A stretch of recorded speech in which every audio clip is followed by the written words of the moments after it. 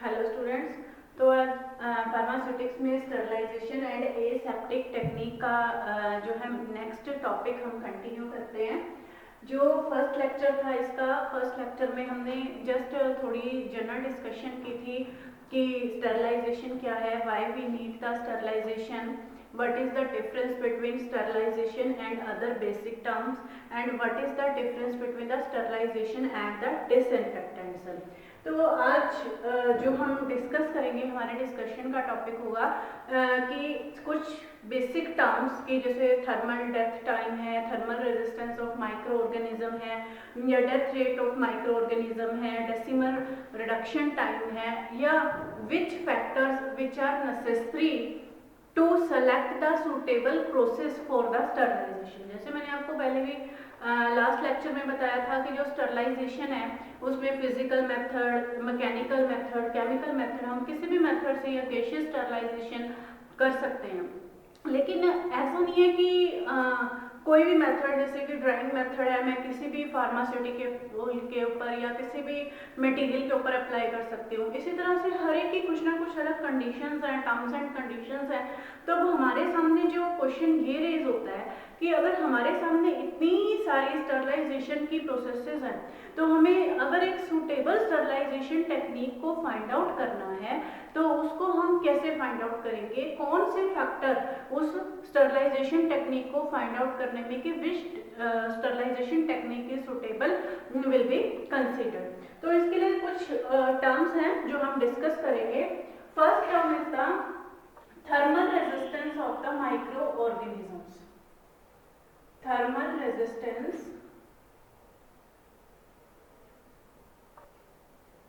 of microorganisms।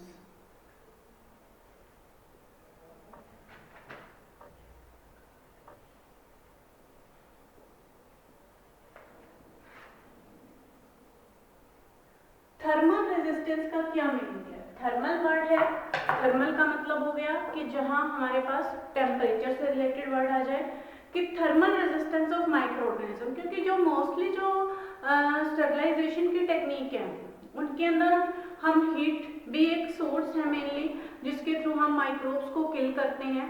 तो हमने सबसे पहले उसके अंदर ये स्टडी करना है कि जिन माइक्रोब्स को, जिन पैथोजेनिक बैक्टीरियाज को, वायरसेस को, या और भी जो हार्मफुल माइक्रो ऑर्गेनिजम्स हैं उनको, जिनको हमने किल करना है, जिस मटेरियल को हमने स्टरलाइज करना है, उसके अंदर जो माइक्रो ऑर्गेनिजम्स प्रेजेंट हैं उनका थर्मल रेजिस्टेंस क्या है। थर्मल रेजिस्टेंस का मतलब कि कितने टेम्परेचर तक वो माइक्रो ऑर्गेनिज्म अपनी रेजिस्टिविटी शो कर सकते हैं। रेजिस्टेंट मीनिंग कि कब तक वो माइक्रो ऑर्गेनिज्म स्टेबल रहेंगे, कितने टेम्परेचर को वो टॉलरेट कर सकते हैं, और हमें कितना टेम्परेचर उस माइक्रो ऑर्गेनिज्म को किल करने के लिए हमारी रिक्वायरमेंट है। क्योंकि देखो, अगर कोई माइक्रो ऑर्गेनिज्म है, हर माइक्रो ऑर्गेनिज्म का जो थर्मल रेजिस्टेंस है वो डिफरेंट होगा। कोई होगा कि हो सकता है वो 60 डिग्री सेल्सियस तक स्टेबल हो पाए, हो सकता है कि कोई और माइक्रो ऑर्गेनिज्म है वो 80 डिग्री सेल्सियस तक स्टेबल हो पाए। तो हर एक माइक्रो ऑर्गेनिज्म की अलग अलग अपनी टर्म्स एंड कंडीशंस होंगी। तो हमें अपनी रिक्वायरमेंट के हिसाब से माइक्रो ऑर्गेनिजम्स का थर्मल रेजिस्टेंस जो है फाइंड आउट करना होगा। Thermal resistance of micro organism एक इंपॉर्टेंट टॉपिक है to find out the suitable process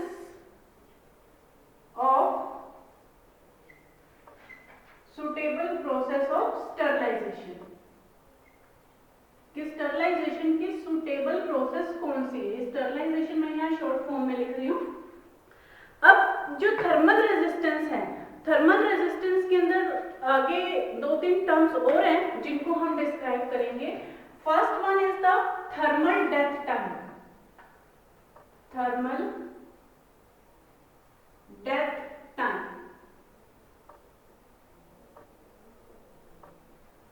thermal death time, thermal death time क्या है? किसी भी प्रोसेस को, किसी भी सूटेबल प्रोसेस को सेलेक्ट करने का सबसे फर्स्ट स्टेप यही है कि हमें माइक्रो ऑर्गेनिज्म का थर्मल डेथ टाइम पता होना चाहिए। थर्मल डेथ टाइम का मतलब है कि time which is required to kill the microorganism at a particular temperature. Thermal death time is the time the minimum time, time नहीं हम बोल सकते इसको, minimum time which is required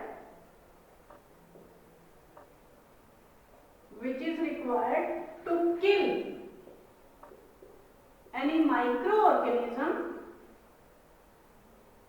kill any microorganism, at a particular temperature. किसी भी particular temperature को, एक temperature पर एक माइक्रो ऑर्गेनिज्म को किल करने के लिए हमें कितना उसका जो है टाइम लगेगा, that is called as the thermal death time. जो थर्मल डेथ टाइम है हर एक माइक्रो ऑर्गेनिज्म के लिए डिफरेंट हो सकता है। सेकेंड जो फैक्टर है इसके अंदर थर्मल डेथ टाइम, एक पॉइंट हो गया। Second factor that is called as the death rate of micro organism, death rate of micro organism. Death rate का मतलब है कि how much amount of microbes has been killed in particular time at a particular temperature. It is to find out कि how much percentage of microorganisms has been killed at particular temperature in particular time।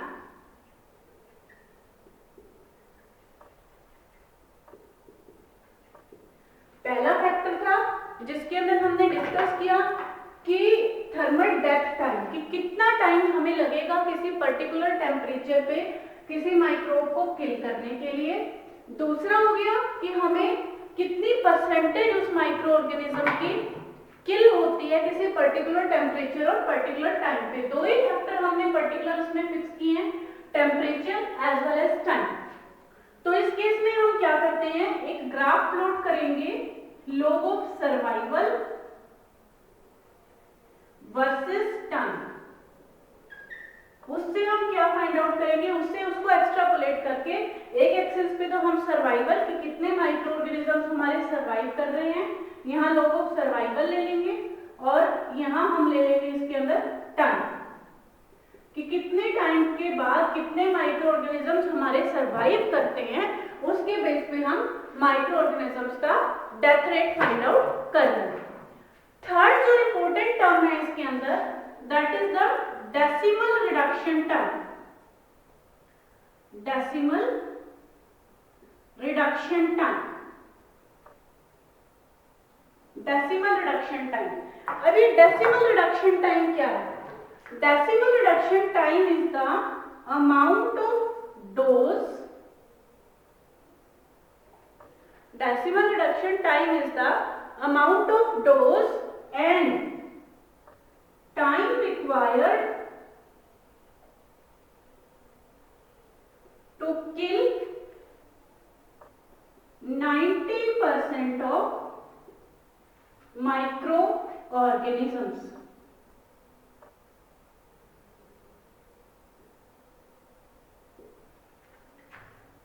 कि हमें 90% micro organisms को किल करने के लिए अगर suppose हम कोई रेडिएशंस यूज करते हैं या हीट यूज करते हैं और जो भी सोर्स यूज करते हैं उसकी कितनी डोज और कितना टाइम चाहिए, that is called as the decimal reduction time and it is depicted by D. तो जो डी का फार्मूला है, D is equal to U divided by log of n naught minus log of u n u, where u क्या है यहाँ, u is the u क्या है, u is the exposure time, exposure time, और dose कि कितनी आपने dose दी और टाइम, एन नोट इसके अंदर क्या है, initial number of micro organisms, initial number of micro organisms, और N U is the final number of micro organisms. तो ये हमारे पास तीन टर्म्स हैं, thermal death time, thermal death rate of micro organism and decimal production time. इन तीनों factors को अगर हम फाइंड आउट कर सकते हैं, अगर हमें ये पता है कि जैसे सपोज मेरे पास कोई भी सैंपल है, उसके अंदर मेरे पास क्लोस्ट्रीडियम टेट्नी टाइप बैक्टीरिया है, या मेरे पास कोई भी सैंपल है उसके अंदर पर्टिकुलर वायरस है, तो मुझे पता है कि उस वायरस का थर्मल डेथ टाइम कितना है। थर्मल डेथ टाइम की मुझे पता है कि उस वायरस को जो है कि 160 डिग्री सेल्सियस के ऊपर अगर मैं 1 घंटे के लिए 1 आवर के लिए अगर मैं हीट करूंगी तो वो मेरा वायरस खत्म हो जाएगा या वो बैक्टीरिया खत्म हो जाएगा। इसी तरह से अगर मैं ये फाइंड आउट करूं कि डेथ रेट की, अगर मैं 160 डिग्री सेल्सियस पर 1 आवर के लिए उसको हीट करती हूँ तो उसमें 70% माइक्रो ऑर्गेनिजम्स खत्म हो जाएंगे। That is the death rate of micro organism. और डी जो हमें बताएगा, डी हमें बताएगा कि कितनी अमाउंट हमें डोज चाहिए, कितनी डोज चाहिए हमारे पास और कितनी टाइम का हमें एक्सपोजर चाहिए so that we can kill more than 90% of micro organism. This is called as the decimal production time. तो अगर ये तीनों टर्म्स हमें क्लियर हैं, ये तीनों वैल्यूज हमें क्लियर हैं, तो इनके बेसिक से, इनकी हेल्प से हम ये फाइंड आउट कर सकते हैं कि हमें किस टाइप के स्टरलाइजेशन प्रोसेस हमारे जो सब्सटेंस हैं, फार्मास्यूटिकल्स हैं, फूड प्रोडक्ट्स हैं, जिनको हमें स्टरलाइज करना है उनके लिए वो सुटेबल रहेगी, कौन सी प्रोसेस उसके लिए वो बेटर रहेगी कि हम हमारे माइक्रो ऑर्गेनिजम्स भी मोर देन 90% या इनफैक्ट बिल्कुल ही किल हो जाए और जो हमारा प्रोडक्ट है उसकी स्टेबिलिटी भी मेंटेन रहे। अब जो थर्मल, ये इसके अलावा इसमें दो टर्म्स और भी हैं, एक तो है इसके अंदर that is the Q10, Q10 and Z value, Q10 and Z value. Q10 तो होता है that is the coefficient of the temperature. Q10 क्या है? कोफिशिएंट ऑफ टेम्परेचर, कि अगर मैं 10 degree temperature, if I rise the 10 degree temperature, 10 degree temperature में rise करती हूँ, तो 10 डिग्री टेम्परेचर राइज करने के बाद जो माइक्रो ऑर्गेनिजम्स का डेथ रेट है उसमें क्या इफेक्ट पड़ता है, that will be depicted by the coefficient 10, that will be depicted by the Q10। Q10 means कि how much change will be takes place in the death rate of the microorganism if I will increase the temperature by 10 degree Celsius। और जो Z value है, Z value से हम ये find out कर सकते हैं कि कोई भी माइक्रो ऑर्गेनिज्म कितना रेजिस्टेंट है, जिसकी जितनी ज्यादा Z वैल्यू होगी वो उतना ज्यादा रेजिस्टेंट माइक्रो ऑर्गेनिज्म होगा, जिसकी जितनी ज्यादा Z वैल्यू होगी। जैसे Z वैल्यू में अगर मैं आपको एग्जांपल बताऊं, Z value is a value which help to depict the or which help to find the resistivity, which help to find the resistivity of microorganisms। जो माइक्रो ऑर्गेनिजम्स की resistivity find out करने में help करता है। For example जैसे जो non sporing micro organisms हैं, non sporing जिनके स्पोर्स नहीं बनते, उनकी जो Z वैल्यू है दैट लाइज बिटवीन 4 to 6, जबकि जो स्पोर्स हैं, मैंने आपको पीछे वाले लेक्चर में भी बताया था कि जो स्पोर्स हैं वो हाईली रेजिस्टेंट होते हैं। स्पोर्स के केस में जो Z वैल्यू है that is about 60 to 20।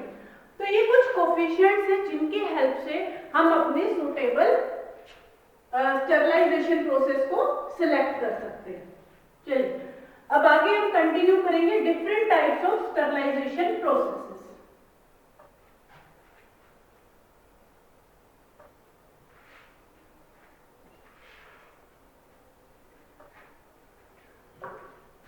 Next discuss different type of sterilization process.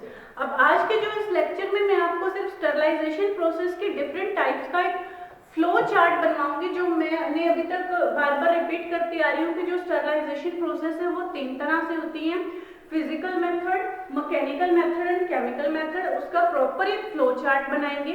वो फ्लो चार्ट मैं आप लोगों को बोलूंगी कि आप अपनी नोटबुक में साथ के साथ उस फ्लो चार्ट को नोट कर लें, और फिर उसमें से हम हर एक फ्लो चार्ट का हर एक पॉइंट, हर एक टाइप को हम धीरे धीरे नेक्स्ट लेक्चर्स में कंटिन्यू करेंगे।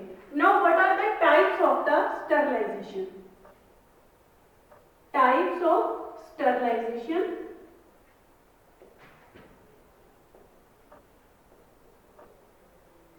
It is first types of sterilization सबसे पहले 3 मेथड्स के अंदर क्लासिफाइड है। First one is physical method,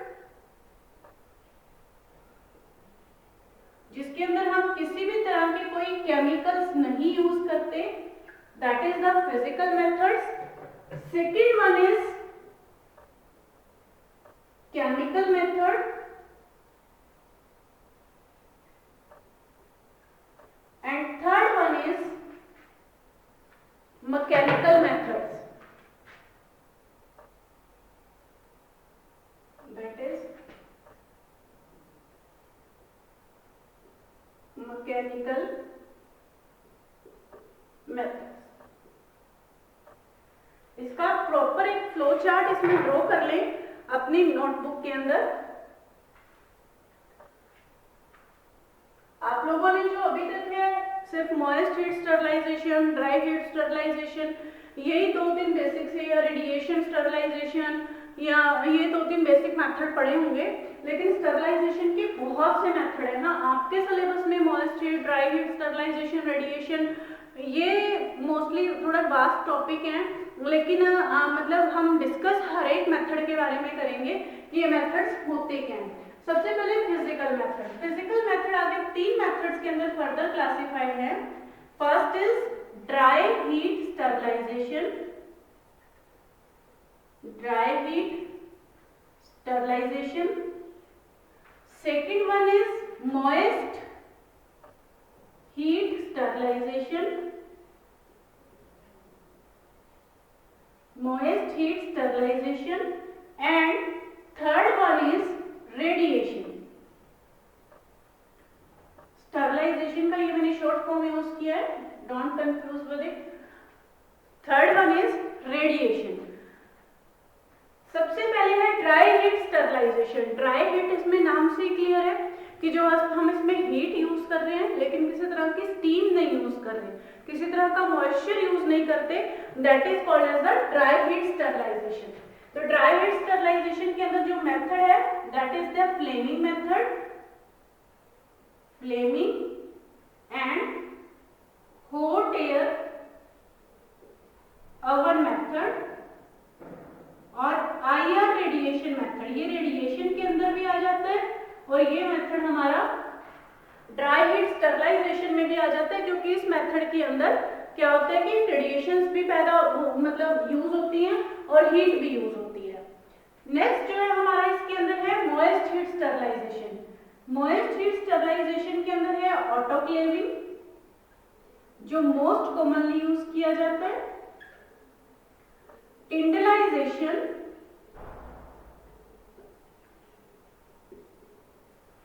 pasteurisation,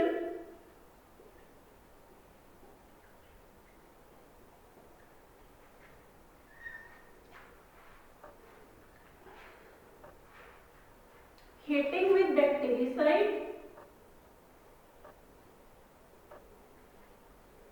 heating with bactericide. Bactericide क्या था, हमने डिस्कस किया था कि जो बैक्टीरिया को किल करने के लिए यूज किया जाता है। रेडिएशंस के अंदर हमारी यूज हो जाती हैं आईआर रेडिएशंस,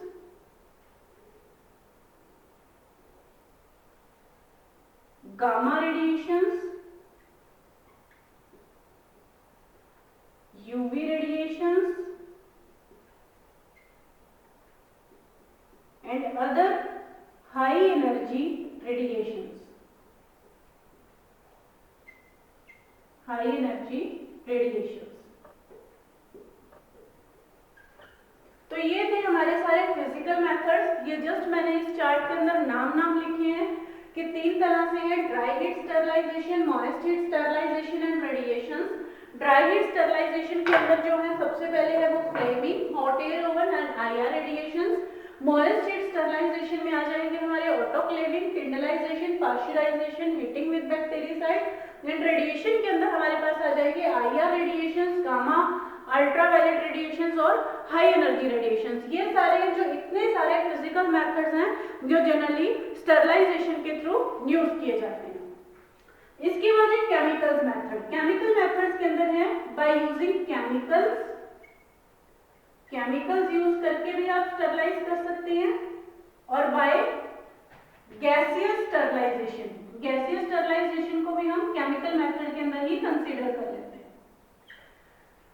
केमिकल्स में इसमें कौन कौन से केमिकल यूज किए जा सकते हैं? जैसे केमिकल्स के अंदर आप एग्जांपल ले सकते हो एल्कोहल का, आयोडीन का, क्लोरीन का। एल्कोहल जो आजकल हम सैनिटाइजर के लिए एज अ यूज करते हैं, वो भी एक तरह से डिसइंफेक्टेंट या स्टरलाइजेशन का काम करता है। फिनोल का, क्रिसोल का, ये सारे हमारे हैं केमिकल मेथड। अब इसमें आप ये कहोगे कि ये तो हमने डिसइंफेक्टेंट में पढ़े थे, स्टरलाइजेशन से तो वो डिफरेंट है। बिल्कुल डिफरेंट है, लेकिन डिसइंफेक्शन भी तो एक मतलब स्टरलाइजेशन से हम ये कह सकते हैं कि स्टरलाइजेशन के अंदर तो हम कंप्लीटली रिमूवल कर देते हैं, लेकिन इसके अंदर क्या होता है कि वो हमारे जो माइक्रो ऑर्गेनिजम्स हैं वो इनएक्टिव हो जाते हैं। गैसियस जो स्टरलाइजेशन है, गैसियस स्टरलाइजेशन के हम इसमें यूज करते हैं ozone gas, ozone, hydrogen peroxide जिसको हम H2O2 बोलते हैं, और सबसे ज्यादा जो इसके अंदर यूज होती है that is ethylene oxide, ethylene oxide gas, या फिर formaldehyde, chloride oxide, chlorine oxide, formaldehyde जिसको HCHO बोलते हैं, या क्लोरीन ऑक्साइड। ये सारी गैसेज हैं जो हम गैसियस स्टरलाइजेशन के लिए यूज करते हैं। एंड जो लास्ट मेथड है that is the mechanical method. Mechanical method के अंदर मेनली जो हम यूज करते हैं that is the filtration techniques. Filtration techniques हम इनके अंदर क्या करते हैं कि जो हमारे फिल्टर्स हैं वो इतने स्मॉल पोर्स के पोरस, छोटे छोटे पोर्स होते हैं कि जो माइक्रो ऑर्गेनिजम्स हैं वो हमारे फिल्टर के अंदर, जो हमारा जो फिल्टर मीडिया है उसी के अंदर रह जाते हैं, नीचे पास आउट नहीं होते। इसके अंदर जो हम मेनली यूज करते हैं मेम्ब्रेन फिल्टर, डिटेल में पढ़ेंगे हम ये सारे, sintered glass filter,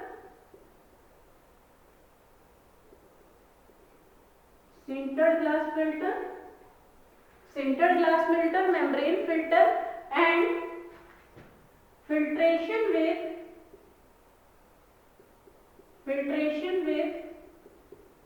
bacteria proof filters।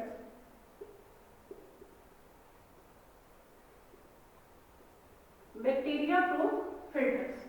तो ये थे हमारे सारे के सारे जो मेथड्स जो हमने डिस्कस करने हैं या जो हमने डिटेल में पढ़ने हैं टाइप ऑफ स्टरलाइजेशन के अंदर। इतने सारे मेथड्स हैं, लेकिन जो हम रूटीन में पढ़ते हैं that is dry heat, moist heat, radiation, filtration नहीं। हम इस टॉपिक के अंदर सारे मेथड्स डिस्कस करेंगे। कुछ एक मेथड्स हैं जो इम्पोर्टेंट है, हमको डिटेल में भी स्टडी करेंगे, और जो कुछ मेथड्स हैं जिनमें हमें लगता है कि हमें नहीं ज़्यादा वास्ट में जाने की ज़रूरत, आपके सिलेबस के हिसाब से थोड़ा थोड़ा ओवरव्यू हम इसमें हर टॉपिक का लेंगे। तो एक बार इसमें दोबारा से रिपीट कर लेते हैं कि टाइप्स ऑफ स्टरलाइजेशन में 3 तरह के मेथड्स हैं, physical, chemical and mechanical methods. Physical methods को हमने फिर से 3 पार्ट्स के अंदर आगे डिवाइड किया हुआ है, dry heat, moist heat and radiation methods. Dry heat के अंदर flaming, hot air oven, IR radiations. Moist heat sterilization में autoclaving, tyndallization, pasteurization and heating with bactericide. Radiations के अंदर IR radiations, high energy radiations, ultraviolet, gamma radiations, ये सभी use करते हैं। Chemicals और गैशियस में, केमिकल्स में वेरियस केमिकल्स हम यूज करते हैं, गैशियस में बहुत सी गैसेस को हम यूज करते हैं, और मैकेनिकल फिल्टर्स के अंदर हम डिफरेंट टाइप के फिल्टर्स यूज करते हैं। अब ये डिपेंड करता है, हम आगे की जो क्लासेस है उनके अंदर हम ये स्टडी करेंगे कि किस टाइप की टेक्निक हमारे किस टाइप की मटेरियल की स्टरलाइजेशन के लिए यूज होती है। जैसे अब ऑब्वियस सी बात है, जो फार्मास्यूटिकल प्रोडक्ट्स हैं या जो फूड प्रोडक्ट्स हैं, जो उनका पैकिंग मटेरियल हमें वो भी स्टरलाइज करना पड़ेगा। अदरवाइज अकेले प्रोडक्ट को स्टरलाइज कर लिया और पैकिंग मटेरियल को स्टरलाइज नहीं किया तो उसका कोई मीनिंग नहीं है। तो we will discuss all these methods in the next classes. Hopefully आपको ये समझ में आया होगा, इसको आप अच्छे से पढ़िए, अच्छे से समझिए। उसके बाद नेक्स्ट लेक्चर में हम जो है फिजिकल मेथड से कंटिन्यू